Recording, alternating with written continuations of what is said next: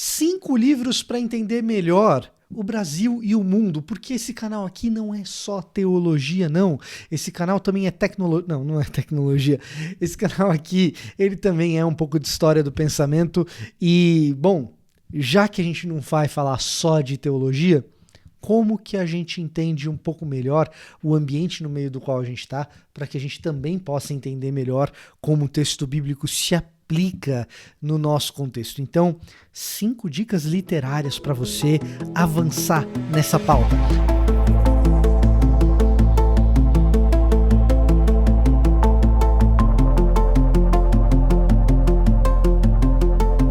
Olá, eu sou o Victor Fontana, esse aqui é o meu canal, ele pode ser um pouco seu também, para isso basta que você se inscreva nesse canal, ative as notificações, deixe o seu like, eu ia falar ative os likes, mas tudo bem, deixa o seu like, aperta o joia e a sineta, deixa o seu comentário com uma dica literária para entender melhor o Brasil, para entender melhor o mundo, que é o que a gente vai fazer aqui hoje.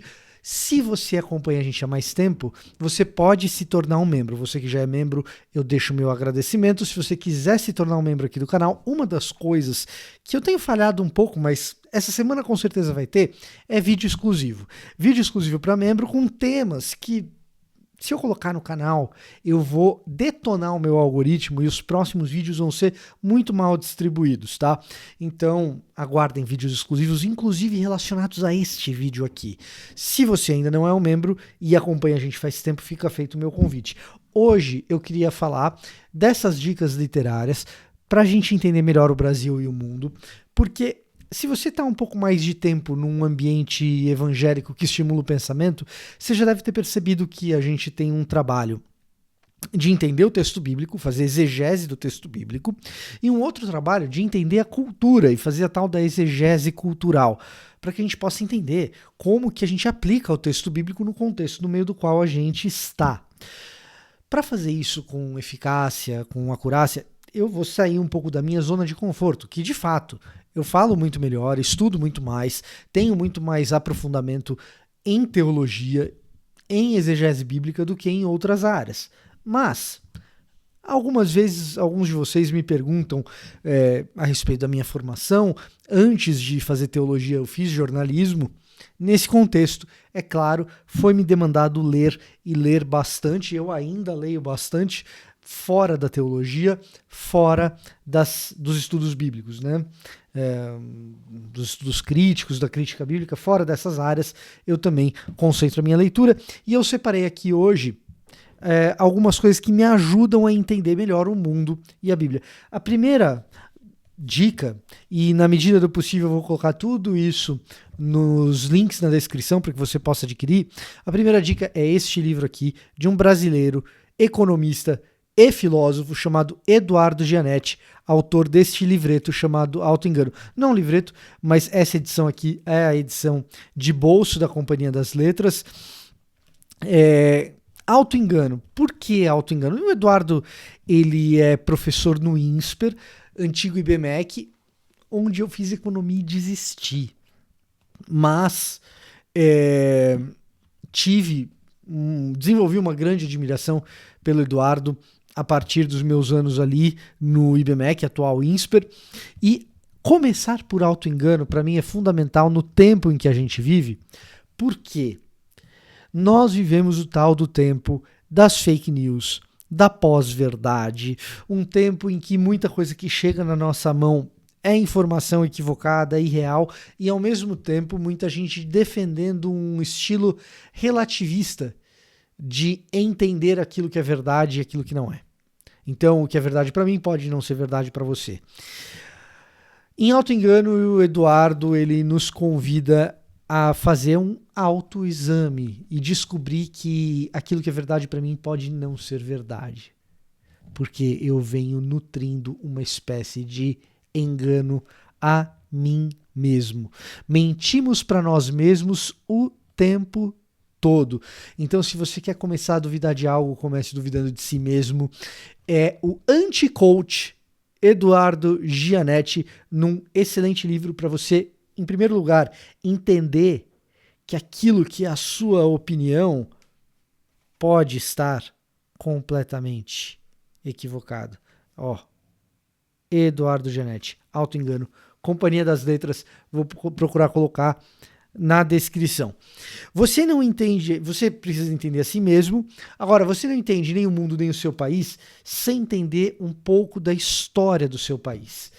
E para entender a história do Brasil, esse aqui eu não vou colocar um link da Amazon, porque esse aqui só em sebo, e é uma roubada minha, porque é um conjunto de livros, não é um livro só. Mas é um box. É um box que não está dentro da caixa, no meu caso aqui, e você só vai achar em sebo. Você não vai achar mais. É da EDUSP, né, editora da USP, organizado por um economista que já não está mais entre nós, um húngaro, chamado Tamás Szmeret-Csány. A grafia de Szmeret-Csány, ela é bem complicada, húngaro, então eu vou colocar aqui para você ler como se escreve, para poder você ir atrás do Tamás Szmeret-Csány. Essa aqui é uma história econômica do Brasil, e cada período da história brasileira vai ser abordado por múltiplos autores. O Tamás Szmeret-Csány, ele tem uma carreira principalmente na área da história da agronomia no Brasil, da agricultura no Brasil. Foi professor da Exalc, né, Escola Superior de Agronomia Luiz de Queiroz. Então o pessoal do agro estudou com ele até 2009, quando ele faleceu. Ele é um húngaro que veio para o Brasil fugido da guerra. Ele nasceu na década de 30 e foge da Segunda Guerra, vem aqui para o Brasil. Eu tenho um parente, também já falecido, que veio da Hungria. Ele não se dizia húngaro, ele se dizia hungarês. Enfim, eu tenho um parente que teve uma história parecida com Szmeret-Csány, Tamás Szmeret-Csány, que é apenas o organizador, tem artigos de diversos economistas e historiadores, e aí você vai encontrar aqui história do período colonial, tem também história econômica da independência e do império, tá?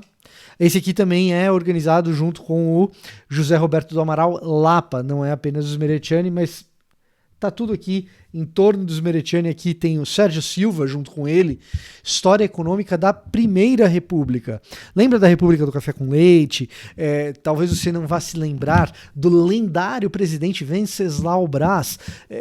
Por que lendário Venceslau Braz? Porque é o homem que enfrentou, ao mesmo tempo, gripe espanhola, Primeira Guerra Mundial, as revoluções ou princípios de aspirações socialistas inspiradas pela Revolução Russa de 17. Então, quer saber mais sobre gente como Venceslau Braz, né? História econômica da Primeira República, os funding loans, tudo isso mais, que às vezes na escola a gente aprende só como o período café com leite e não tem os detalhes, né? Uma hora é um mineiro, outra hora é um paulista, tal. Aqui você tem os detalhes. Muito bem. E história econômica do Brasil contemporâneo. Como que a gente caiu na hiperinflação? O que aconteceu que a gente virou esse país inflacionário, que tem FGTS e essas coisas todas? Você vai entender o Brasil. Putz, essa série, ela é fenomenal, tá? Ela é muito boa. Ela é muito boa mesmo. Ah, Vitor, não achei nem em sebo. Não achou nem em sebo? Aí, cara, leia uma história do Brasil. Pode ser do Caio Prado Júnior, pode ser... Enfim, tem outras. Mas eu recomendo essa. Eu recomendo essa, que tem esse viés econômico, do Caio Prado também, né? Mas tem esse viés econômico, múltiplos autores, eu gosto disso. Livros editados por um acadêmico, que cada capítulo é um autor acadêmico daquela área, é um tipo de livro que eu gosto muito, tá? Na minha biblioteca eu priorizo esse tipo de livro, eu gosto bastante disso. Então, tá aqui, para entender o Brasil, eu gosto desta série de história econômica do Brasil, do Szmeret-Csány, tá? É difícil o nome da Hungria, né? Muito bem. Tamás Szmeret-Csány é o nome da fera, tá? Isso para entender assim mesmo um pouco Brasil, para entender o mundo. Cara, para entender o mundo, a estratégia que eu sugiro, que me parece a estratégia mais agradável, mais aprazível, é estudar História da Arte. História da Arte do Ernest Gombrich é um clássico. Essa é a versão de bolso para quem está com o espaço limitado ou com o bolso limitado do ponto de vista do Pix, né? Não está podendo fazer um grande de um Pix, essa edição de bolso.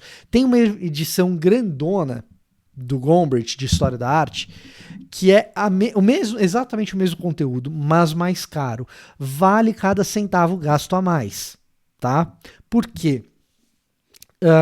Porque em História da Arte é importante a imagem, tá? E aqui nessa edição de bolso, o que acontece? Você tem uma primeira metade que é a leitura do texto, tá? É o texto aqui, a primeira metade é isso. E a segunda metade são as gravuras às quais o texto faz referência, como estas aqui, certo? Na edição do pessoal mais rico, o que você vai ter? Olha aqui, ó. Na edição do pessoal mais rico, o que você vai ter? Você vai ter as gravuras já junto com o texto, você não precisa ficar indo e voltando. Isso aí já vale. Sem contar que é uma edição muito maior, você consegue olhar as esculturas e as pinturas com muito maior detalhamento. Vale cada centavo a mais que você gasta. Agora, tá com orçamento restrito? Pega a edição de bolso. Pega a edição de bolso. Ela é ótima, tá? Por que uma história da arte ajuda a entender o mundo? Entendendo a história da arte, você entende a história do pensamento. É um pouco mais fácil de sacar para onde a humanidade está caminhando estudando história da arte do que estudando os grandes pensadores, que muitas vezes são muito complexos. Os grandes pensadores, eles vão estar inseridos no mesmo trajeto, mais ou menos, que a arte vai se guiando. Então, quando você entende os grandes movimentos artísticos, em especial a partir do Renascimento para cá, você está entendendo os grandes movimentos intelectuais também, porque eles caminham juntos. Então, entender a história da arte, em grande medida, é entender a história do pensamento, tá? Então, a história da arte do Gombrich, que é o grande clássico dessa área de história da arte, me parece uma recomendação indispensável para você entender melhor o Brasil, para você entender melhor o mundo, certo? Eu gostaria que todo aluno meu de seminário lesse História da Arte do Gombrich, tá? Ajuda a entender, inclusive, teologia moderna. Poxa, teologia moderna, que é tão complicada, Schleiermacher, como surge o liberalismo, por que Karl Barth é importante. Se você tem uma base sólida de história da arte, ajuda bastante. Ajuda, inclusive, a entender o período que nós vivemos. Muito de como a arte, ela é... eu não entendo nada de arte moderna, arte contemporânea para mim é uma grande bagunça. Por que é uma grande bagunça? Em grande medida, o período que nós vivemos do ponto de vista intelectual, ele é marcado por uma grande pluralidade, por uma quebra com os paradigmas dos paradigmas anteriores, de uma percepção de que a aposta na compreensão total do mundo, típica da modernidade, do positivismo, da dialética hegeliana, essas apostas elas caíram por terra. Então, na intelectualidade, nós temos hoje grandes desafios para a gente se estabelecer onde que a gente está. Isso vai ser sentido na arte erudita. Mas o que acontece com a arte no mundo pop?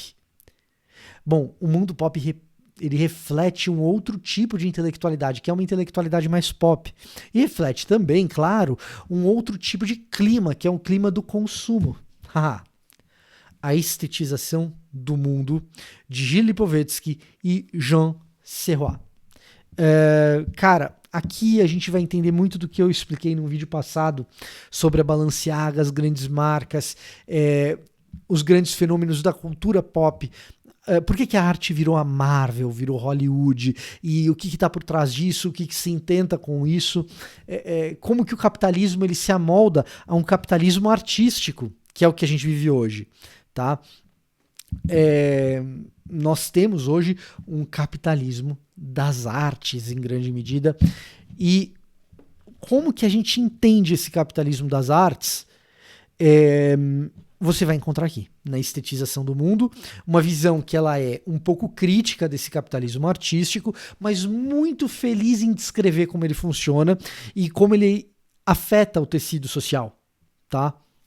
Então aqui você tem uma descrição do fenômeno, uma descrição sociológica do fenômeno, do que é o capitalismo artístico.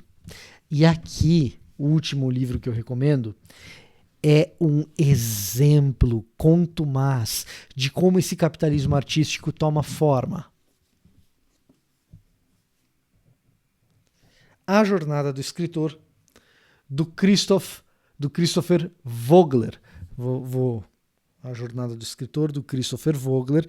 Estrutura mítica para escritores.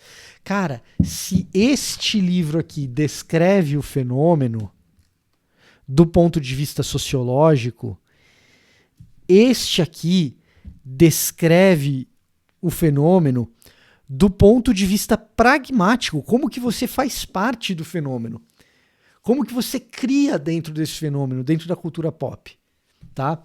Então, você quer entender a cultura pop? Esses dois livros aqui, cara, eles são fundamentais, tá?